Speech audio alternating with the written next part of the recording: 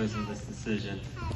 I remember when I first met you on the airplane, I did not expect you to actually come to church.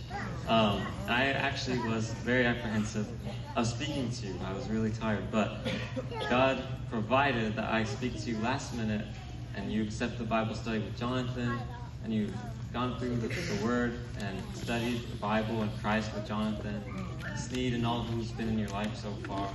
You've taken counsel very well, and I'm just so happy to see this moment.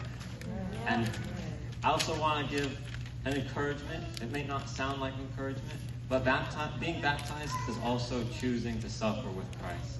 Everyone who chooses Christ suffers with Christ. And you being a young man, we've talked about this, you are in the midst of an environment of basically a ton of secularism.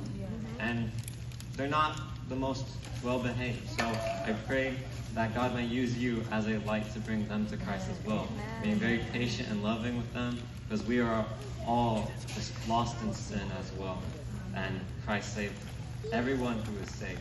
There is not one saved outside of Christ.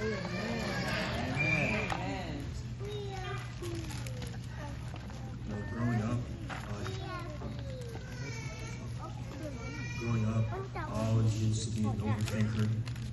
I was always scared of just moving in my life. So after I gave my life to Christ, I learned one thing, which is probably one of the most important things I learned, which is act out of faith.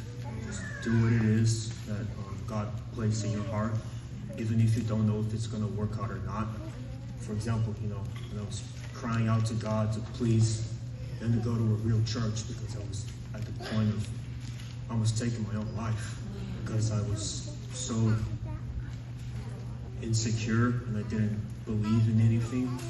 And that same day when I cried out to God, I met Stephen on an airplane, and he invited me to this blessed church, and I've never seen anything like this. And it taught me to just go out and act in faith, even if you're scared.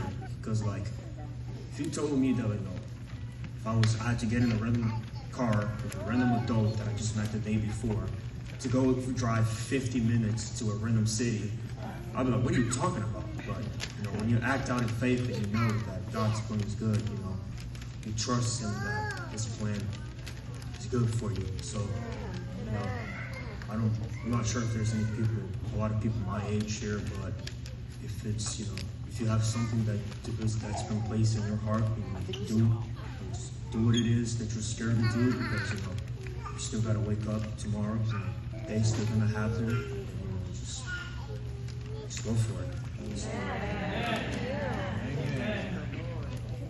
All right, young man.